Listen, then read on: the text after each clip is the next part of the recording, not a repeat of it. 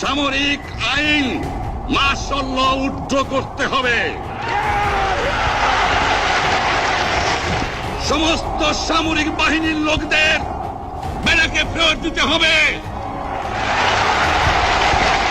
যেভাবে হত্যা করা হয়েছে তার তদন্ত করতে হবে। আর জনগণের প্রতিনিধির কাছে ক্ষমতা হস্তান্তর করতে হবে। তারপরে বিবেচনা করে দেখব আমরা অ্যাসেম্বলিতে বসতে পারবো কি পারবো না। এর পূর্বে অ্যাসেম্বলিতে বসার আমরা অ্যাসেম্বলিতে বসতে আমরা পারি না। 1952 সালে রক্ত দিয়েছি, 1954 সালে নির্বাচনে জয়লাভ করেও আমরা গদিতে বসতে পারি নাই।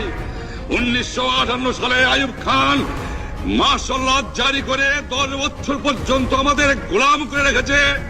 1967 সালে 6 দফার আন্দোলনে 7 জুনে আমার ছেলেদের গুলি করে হত্যা করা হয়েছে।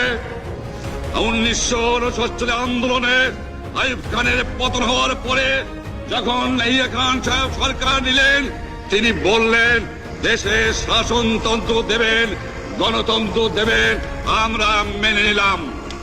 আমার পয়সা দিয়ে অস্ত্র কিনেছি বহিঃশত্রু আক্রমণ থেকে দেশকে রক্ষা করার জন্য।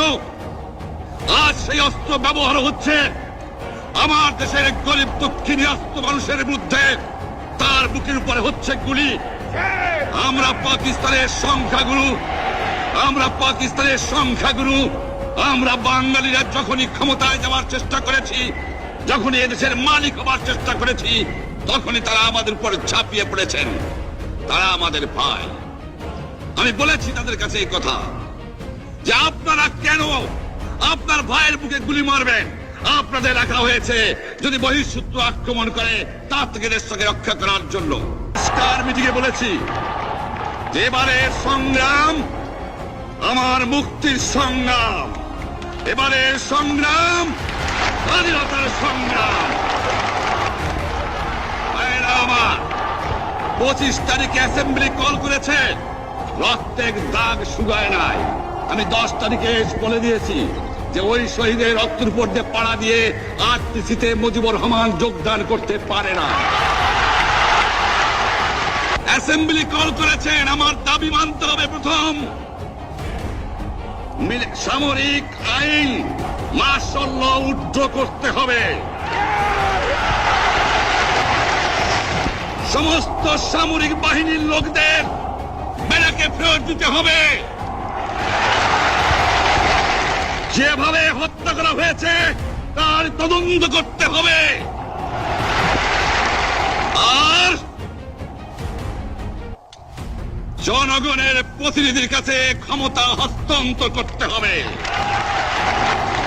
তারপরে বিবেচনা করে দেখব আমরা অ্যাসেম্বলিতে বসতে পারবো কি পারবো না।